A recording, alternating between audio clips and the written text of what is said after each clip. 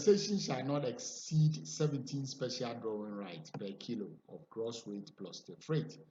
Because if the compensation is being sought, then it means freight has to be, the freight paid has to be refunded plus 17 times for the SDR value for each kilo of the gross weight. So that will be the compensation that should be paid. Please note that compensation for loss of goods is different from compensation for damage. For compensation for damage, the carrier must pay compensation equivalent to the loss in value of the goods to the exclusion of all the other damages. See, I repeat, the compensation of loss or goods. If it's due to damage, then the carrier must pay compensation equivalent to the loss in value of the goods to the exclusion of all the other damages computed. And the period of limitation where claims can be made is 1 year under CIM uniform rules. This slide is established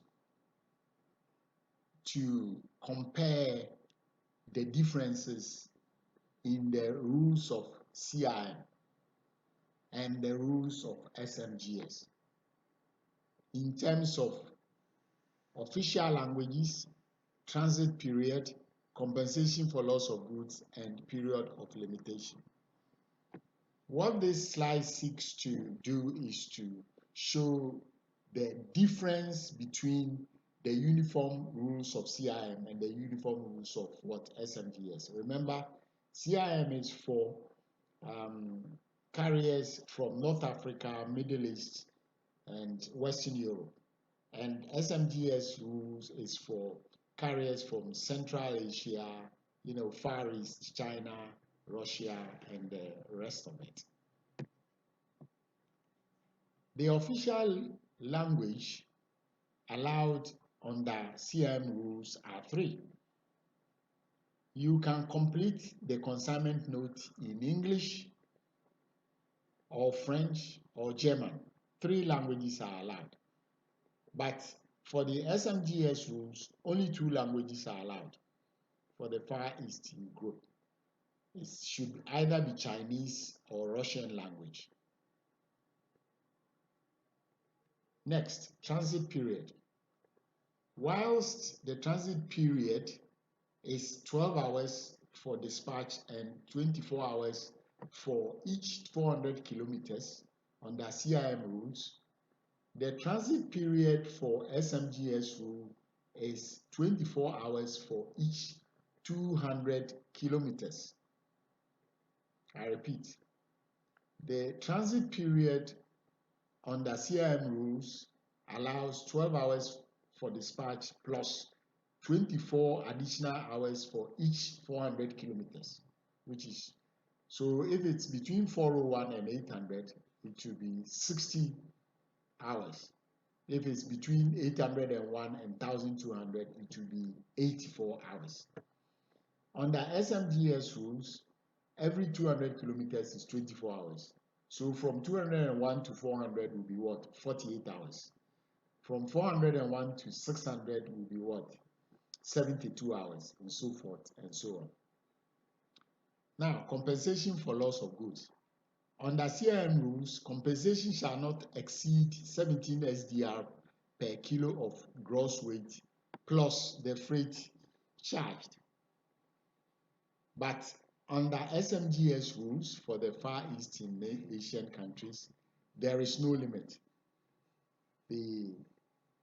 What the lawyer is able to argue out in the law courts determines how much compensation you will get. It's determined by the ruling of the court. The period of limitation for claims under CIM rules is 1 year, whereas under SMGS rules, which governs the OSJD group, the period of limitation is 9 months.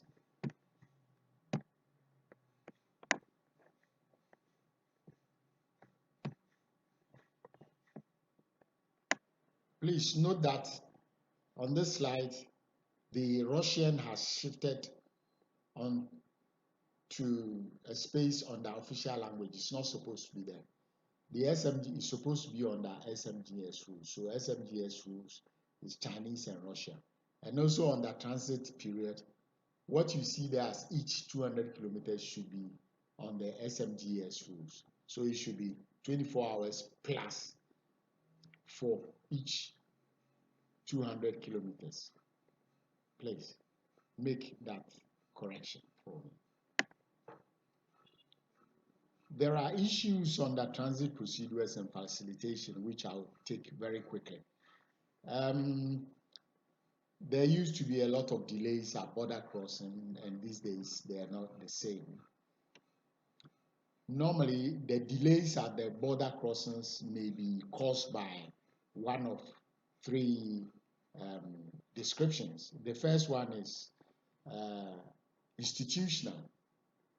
When delays are caused by institutional, it may just be as a result of custom clearance and security controls, and the declaration of official documents and permits like veterinary or phytosanitary controls. If delays are caused by such acts, they are considered institutional. Secondly, if delays are caused by freight transshipment and changes in the bogies or axles, then such delays are considered to be technical. If delays are caused by rail operation procedures like train inspection, brake testing, wagon checking, change of locomotives, or crew marshalling, or consignment documentation, then they are labeled under what? Operational delays.